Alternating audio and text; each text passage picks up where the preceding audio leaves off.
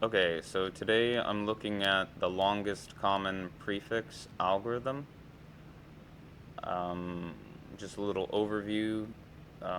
This algorithm is looking for the longest sequence of common characters uh, that words from an array of strings share.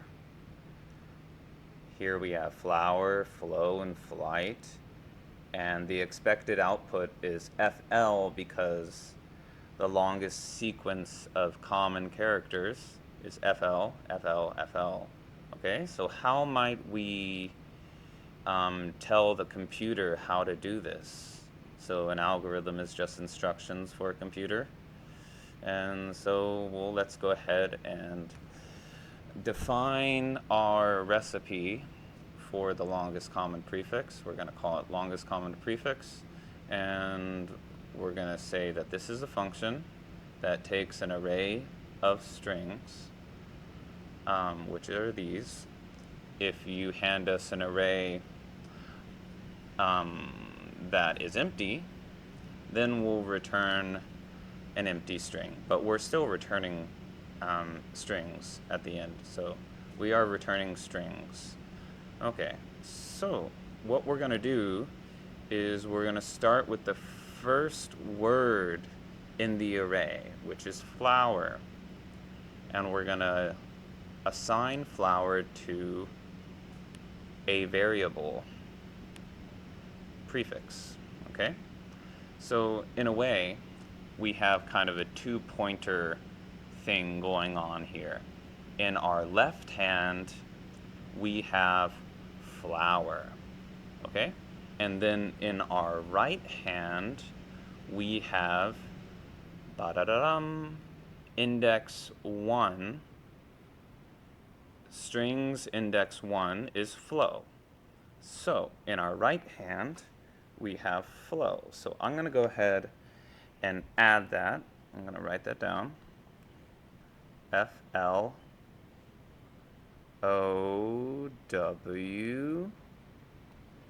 Shit. Okay, that's a W. Okay. So our left hand, we have flower. In our right hand, we have flow. And so now we're going to make a decision. Ask the computer.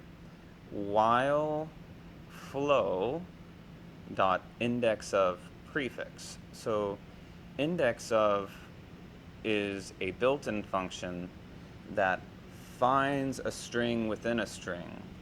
So we are looking for the index of flower. So is flower contained within flow?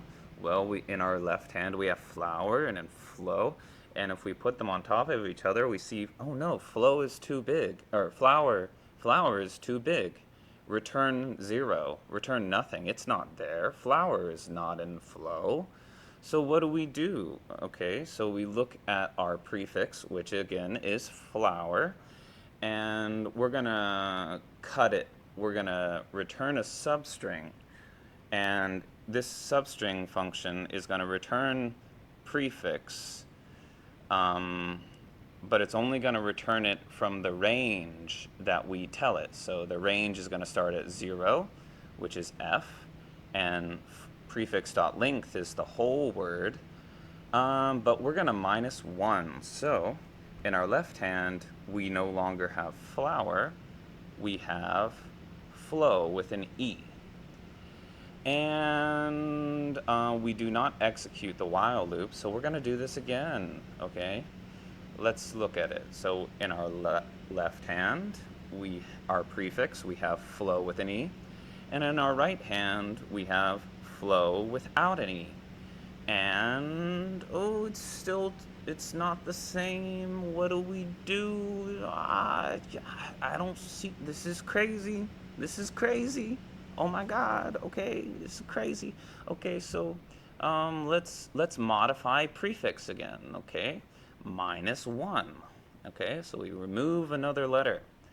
And now the computer is happy. Oh my God, we can execute the while loop because guess what? in our left hand, we have flow. In our right hand, we have flow. Oh, they're the same. Oh, this is so great. Oh my God. Awesome. Okay, so now we go from the while loop back to the for loop. And before last time we incremented, so the next number is 2. It's 2. So 2 is flight. Okay. And so let's go ahead and add this over here. F L I G H T. Okay? And so this is still our prefix. Flower, or flow, now is still our prefix. So this is still our left hand, we have flow. In our right hand, we have flight. Okay? And so we compare them while, okay, index of, flight, and flow. No, they're not the same thing. The thing I have in my left hand is not found in the thing I have in my right hand. Oh, what do I do? Well, so we're going to return prefix, a substring. So we're gonna go back here and we're gonna take off a W. Okay? And now in our left hand we have flow, F-L-O. In our right hand we have flight. So now we're gonna compare again. Is flow found within the string flight? No, it's not. So we're gonna do this again. And now we have FL and flight. And they are found. FL is found in flight. And so we have a process of elimination. Our prefix is this. This is our prefix. So once it is found, it will return 1. We will exit, and we'll just return the prefix, which is FL. And that is the longest common prefix. Okay, so yeah, that's it. So I tried something a little bit different today. I want to start. This is doing LeetCode every day until I get a job, day 6, and I realize how important it is to deeply understand these algorithms. So going forward, I am going to try to do more of this. For my own sake, and I post to YouTube mainly to keep myself